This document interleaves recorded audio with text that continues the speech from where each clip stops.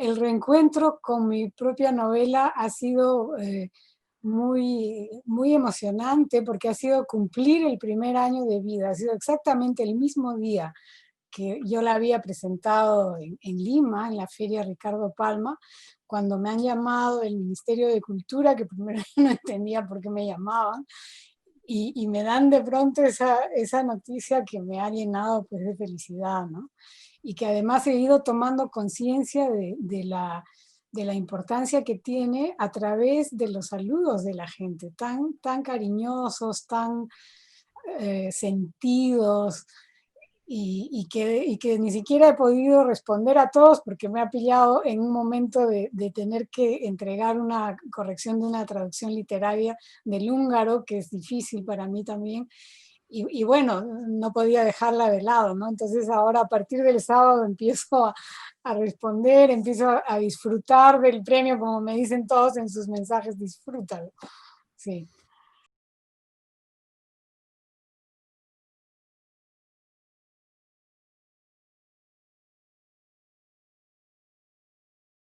El personaje de Anne Kal, ¿en qué medida resucita, por así decirlo, en la novela? ¿En qué medida es ella?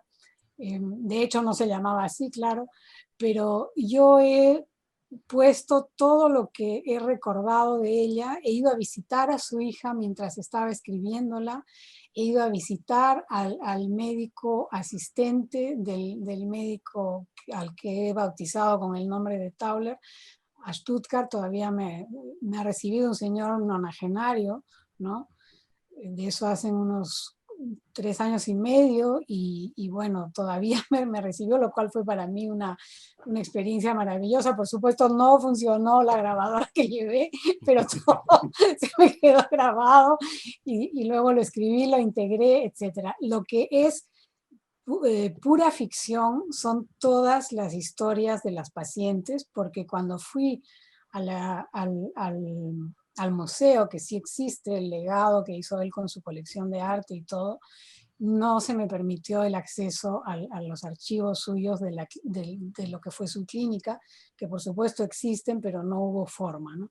Porque claro, es una cosa privada, lo cual es correcto, por supuesto, pero para mí hubiera sido una fuente muy rica de materiales. Entonces, en vista de que no había cómo conseguir eso, las historias de las mujeres son todas inventadas, ¿no? Lo que sí es cierto es que una vez el personaje de Anne sí tuvo que asistir a una sesión de urgencia, digamos, de terapia electroconvulsiva, ¿no? Ujú, Eso sí me lo contó ella, y bueno, la escena de cómo fue contratada, en fin, esa escena donde tira todas las cosas y se niega, digamos, la rebelión de la mujer frente al tótem y todo eso, eso sí es cierto, ¿no? Yo lo he recreado, pero eso me lo contó ella. Y por supuesto la liberación de las mujeres y todo eso, ¿no?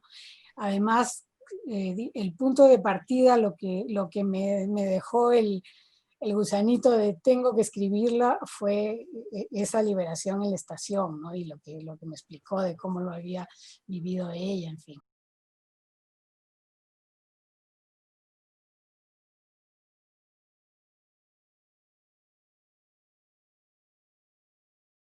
Es verdadero, o sea, es lo que cuento en la novela. El origen ujú. es que el señor ya era muy mayor y tenía esta pasión por el arte en general, ¿ah? Por las artes plásticas. Hizo también algunas películas, además con reconocimiento, muy vanguardistas, muy como neoexpresionistas. Era un virtuoso de la música, daba conciertos, era una especie de, también en parte como de mecenas de los clásicos, por así decirlo, ¿no? Y ya consideraba pues que se había dedicado lo suficiente a eso y que debía ya retirarse. Entonces, seguramente le costaba mucho a él hacerlo y se inventó esta forma, ¿no? Pero al mismo tiempo también, y eso es lo que a mí más me fascinó, el hecho digamos, de no querer que sus pacientes pasaran a ser pacientes de sus sucesores, porque no confiaba porque, y eso me lo corroboró aquel médico asistente, que es un señor muy sabio y muy entrañable, porque les había dado una oportunidad de demostrarles si estaban en condiciones de llevar la clínica como él la había llevado, y lo habían decepcionado, digamos. Seguramente su valla era muy alta, pero justamente de eso se trataba, ¿no? Entonces él, por eso hay un capítulo que se llama La responsabilidad del conocimiento. O sea, él sabía que como lo hacía él podía responder por eso, pero él no iba a poder responder por cómo lo hicieran los otros, ¿no?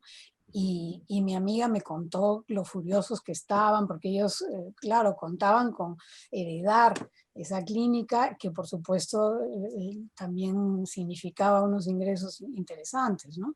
Pero él, al margen de que ganaba muy bien con eso y lo que fuera, tenía muy clara su responsabilidad, su ética, como médico, y no la iba a poner en juego, ¿no?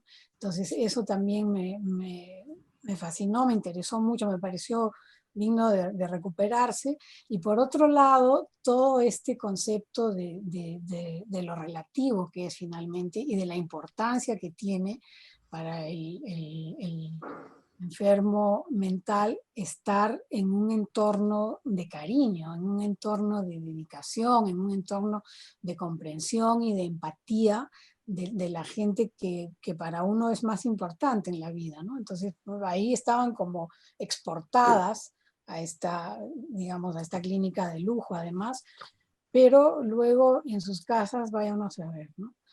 Y por eso también me pareció muy interesante explorar esas posibles biografías ficticias, ¿no? Por supuesto, basadas también en muchas, qué sé yo, diferentes estímulos, cosas que uno ha leído, que uno ha escuchado, que uno, en fin, ¿no? Pero también, también inventadas por algún flash, pues, que te vienen de, mira, esto podría funcionar, ¿no?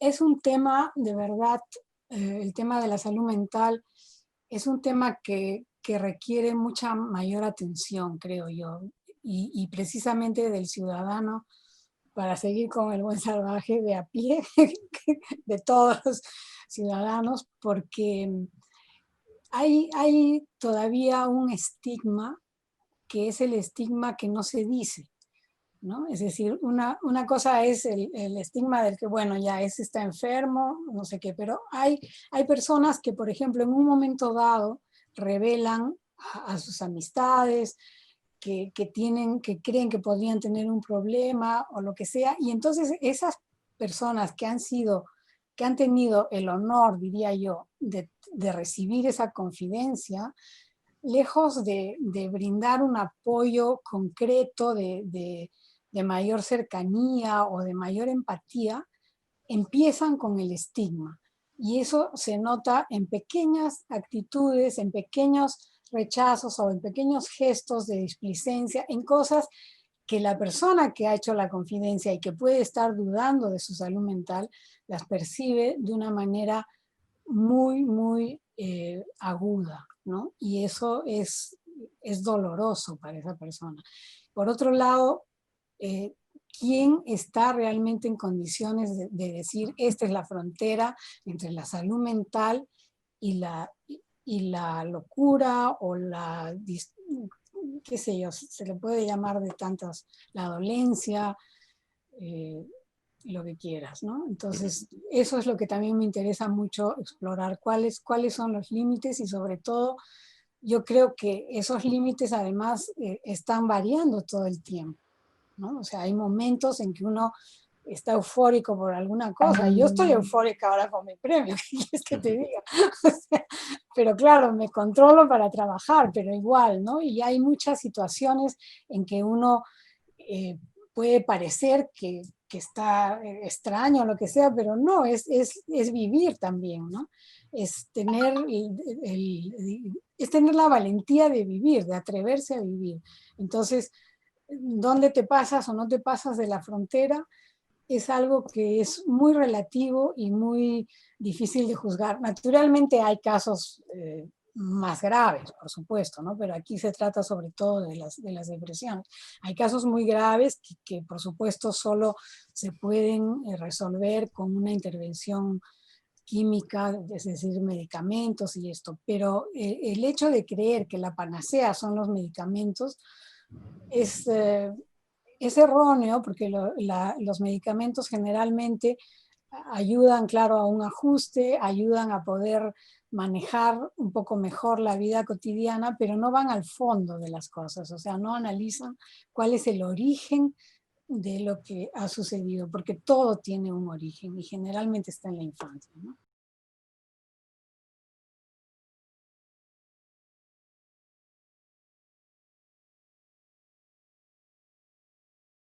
Y la empatía entre las mujeres, bueno, tampoco, yo tampoco quiero negar que pueda haber empatía entre ambos sexos, ¿no? O sea, tengo grandes amigos que no son mujeres y de hecho en Nada que Declarar, por ejemplo, hago un homenaje a mi amistad con el mundo de los ríos, ¿no? Sí. Pero, y de hecho también en esta novela salen algunas pinceladas de, digamos, de la envidia de algunas mujeres entre sí, del daño que pueden hacer. O sea, yo fui producto de lo que ahora se llamaría mobbing, ¿no? En el colegio, y eso lo recreo también un poco ahí. Y eso eran mujeres, no eran hombres, y era un colegio mixto. Entonces, también hay mucha crueldad entre mujeres por razones que sea. Pero, por supuesto, yo lo que he preferido elaborar más es lo que, a lo que tú haces referencia, que es esa empatía y esa solidaridad, esa complicidad, pero estoy convencida de que es una complicidad que se da siempre a partir de una afinidad dentro del género. O sea, no es suficiente el género, tiene que haber también una afinidad, ¿no? En el caso de Anne aquí con mi alter ego, dijéramos con Silvia, hay la afinidad de la fascinación por el arte, hay la afinidad del mayo francés, de la, digamos, de sentirse contestataria. Hay una serie de temas de conversación, no solo hablar sobre hombres, digamos, ¿no? Que es el tema recurrente o sobre la vida doméstica o qué sé yo, sino que hay temas de fondo, ¿no? Y por eso es que ahora también se ve este movimiento tan importante de mujeres unidas con un objetivo concreto, ¿no? O sea, ni un feminicidio más, ni una... ni un aborto negado si es deseado, todo estamos de acuerdo en el fondo de las cosas. Y eso es, creo, lo que más puede unir, porque el hecho simplemente de ser mujer, yo conozco también muchas mujeres con las cuales sé que jamás podrán tener empatía con mi, si miran mi hoja de vida, bueno, quedarán horrorizadas y qué sé yo, ¿no? Entonces, pero hay felizmente ahora eso, una cantidad muy grande de mujeres que estamos de acuerdo en temas esenciales. Y como le decía el otro día a Quique Planas en una entrevista, yo creo que se está viviendo una especie de finales del patriarcado, que eso puede durar mucho, pero es ya un final. Y entonces hay hombres que no se sienten amenazados por eso, porque nunca han tenido una actitud contra la mujer, pero hay hombres que sí se sienten muy amenazados y esos son los que reaccionan de manera violenta, de manera eh, despectiva, de manera radicalmente depredadora, etcétera, ¿no? Así es como lo veo.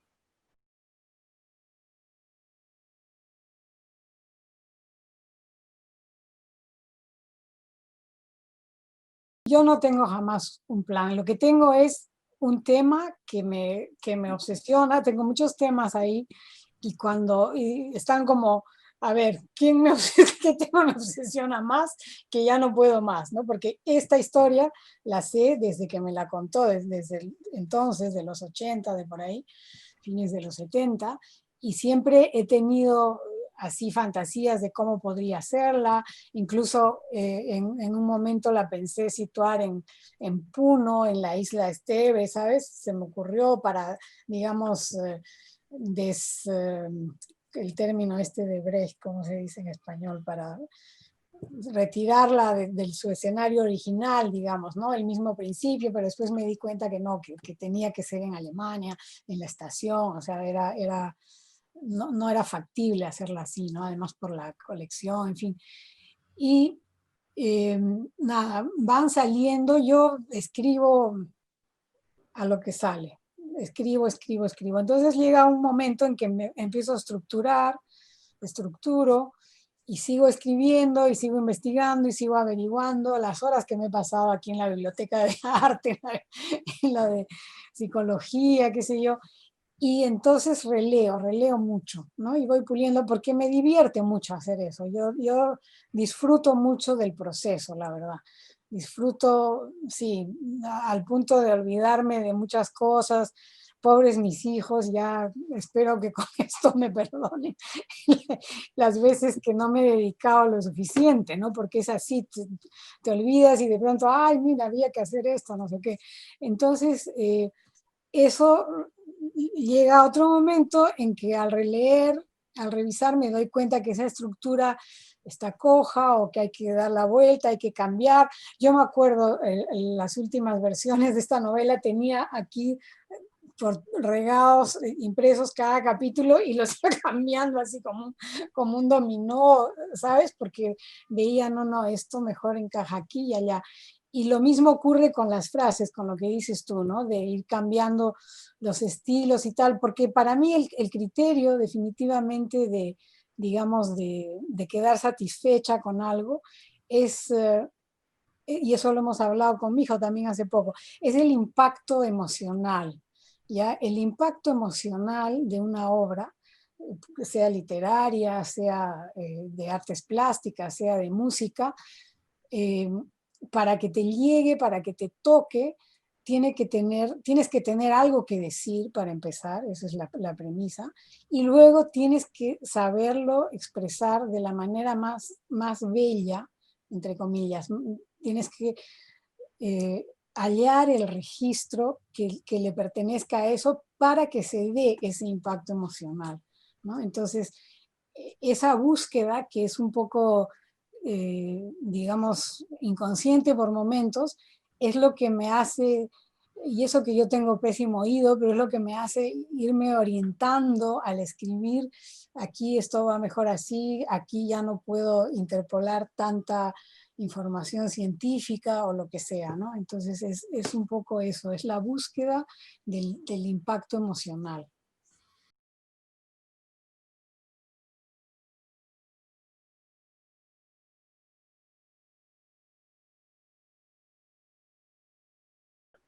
Esta novela la tengo en mente, digamos, más que la novela, la idea de escribir sobre el tema de la clínica, la tengo en mente desde los años 80, pero era una cosa, era como un germen solo, ¿no? Entonces ha ido pasando el tiempo, tuve esa etapa de querer hacerla, situarla en Puno, después escribí unas 20, a lo mucho 50 páginas y la dejé.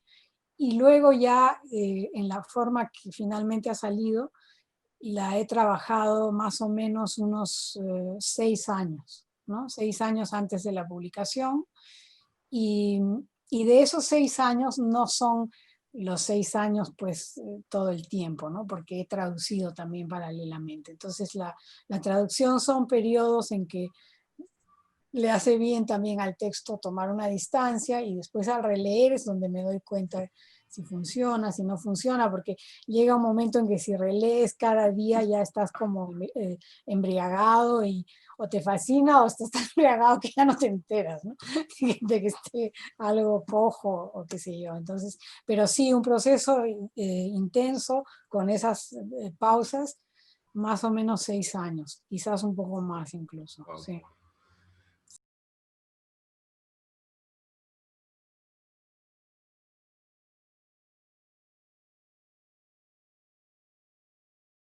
Y la traducción literaria, como bien dices, es un ejercicio creativo y es, actualmente es mi, digamos, mi trabajo principal en términos de ingresos, ¿no?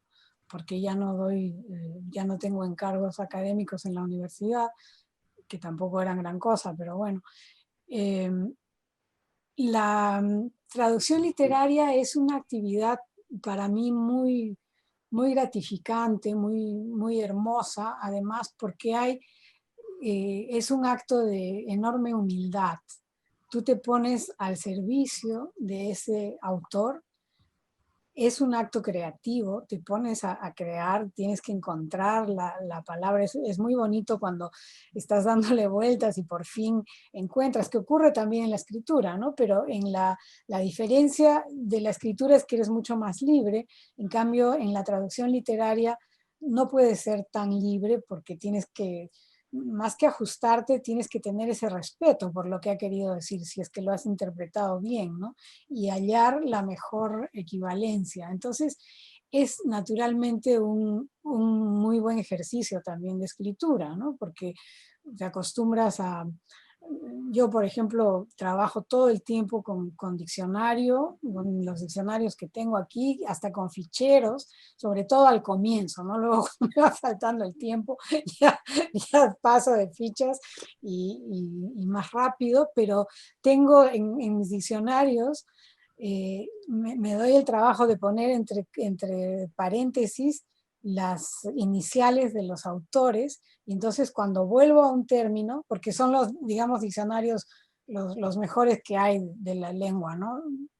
Bilingües y esto, y también monolingües, entonces reconozco ahí, ah, mira, este término también lo ha usado fulano, ¿no? Y otros términos que por supuesto nunca busco, no hace falta, ¿no? Pero cosas así. Entonces hay una, digamos, hay una, un aprendizaje permanente del uso del lenguaje, ¿no? No solo de los idiomas como, tal, como tales, sino del uso, de las opciones que hay de uso. Y eso a mí me gusta mucho, siempre, siempre me ha encantado y lo disfruto también bastante. Sí. Y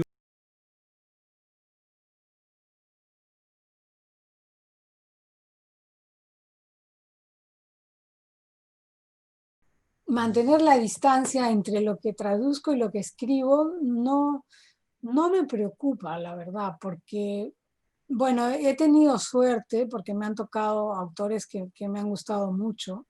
Se supone que uno no se puede dar el lujo de decir que no si le ofrecen algo, pero no me han tocado autores que me disgusten ni que sienta que pierdo el tiempo, sino al revés, ¿no? De hecho, empecé con Sebald, Vegas Sebald, Los Emigrados, que fue tirarse a la piscina porque no tenía yo experiencia en esa época de traducción literaria, ¿no? O sea, fue el propio autor que recomendó que fuera yo porque nos habíamos conocido a través de Enzensberger, en fin, y yo había hecho había traducido algo de su novela anterior. Y lo que me gusta en general es el desafío, ¿no? Porque si es algo demasiado, demasiado fácil, demasiado simple, no aprendo. A mí me gusta aprender todo el tiempo. Entonces, cuando hay un desafío, aprendes, pues, ¿no? Te, te puede llevar más tiempo, te puedes a veces no disgustar, pero pensar, uy, ¿en qué me he metido, no? Pero al final hay un desafío, hay algo que te mantiene bien despierta, que te mantiene ahí con las ganas de descubrir cosas, porque al fin y al cabo es todo un viaje, un camino, ¿no?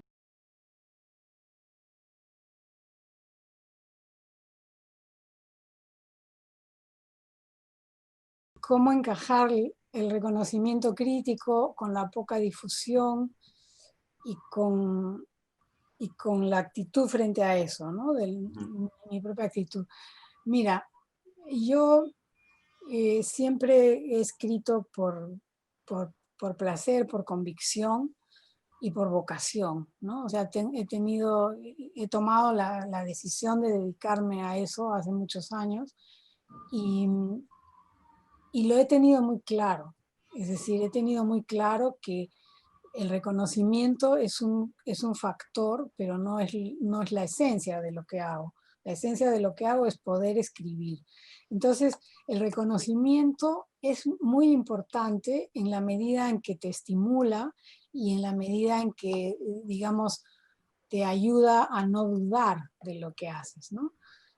Pero, bueno, pero aún así yo he seguido escribiendo. Hay otro factor muy importante del reconocimiento y es que yo siempre he defendido el derecho, digamos, a que uno pueda de alguna manera eh, vivir, es mucho decir, pero en realidad debería poder vivir de lo que escribe si es algo que tiene una calidad y un sentido. ¿Por qué? Porque le dedicas tus mejores horas, eh, implican, bueno, ¿qué te voy a contar? ¿No? Lo sabes, te lo habrán dicho montones de escritores, en fin, ¿no? Y bueno, y no puede ser considerado un adorno solo de la propia vida, porque la propia vida tiene necesidades existenciales. Entonces, si tienes un conocimiento, perdón, un reconocimiento mayor, tienes más posibilidades de poder acercarte a ese ideal de vivir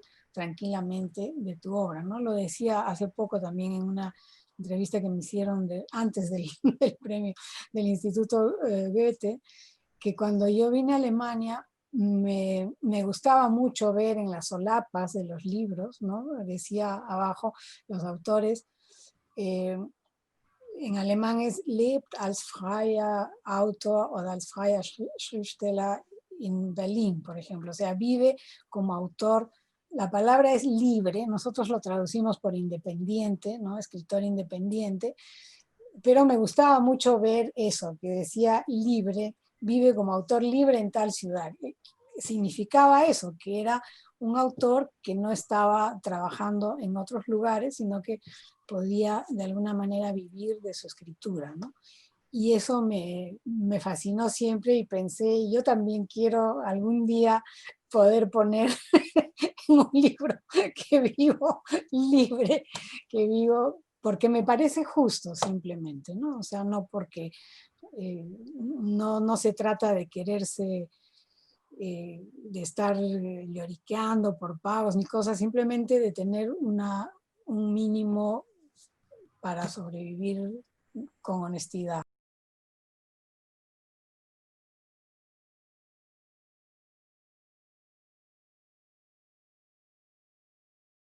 ¿Qué proyectos? ¿En qué estoy ahora de escritura? Bueno, mira, yo soy supersticiosa.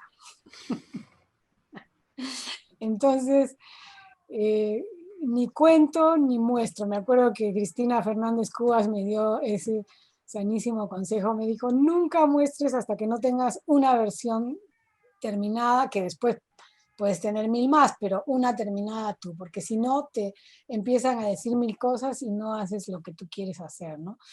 Y, y de hecho, no te puedo contar por eso, pero sí, solo te puedo decir que tengo una novela en camino, un proyecto quizás demasiado ambicioso, probablemente el más ambicioso hasta ahora, y ya tengo unas 80, 90 páginas por ahí. Eh, te puedo decir el título, porque ya, o mejor no, mejor el título tampoco. Pero, pero ahora mismo, desde que he empezado estas traducciones que tienen además plazos, ¿no? O sea, lo de Stefan Zweig es para acantilado, tengo una fecha de entrega, entonces esos plazos hay que respetarlos y siempre al final queda corto, ¿no? Ya eso se sabe. Entonces, yo sé que si me pongo ahora con la novela esta que te digo, voy a descuidar la traducción y no quisiera quedar mal con la gente que deposita su confianza, ¿no? En mí. Y por otro lado, he escrito también unos cuentos, algunos del tema de la pandemia, un poco por iniciativa de personas que me pidieron para antologías.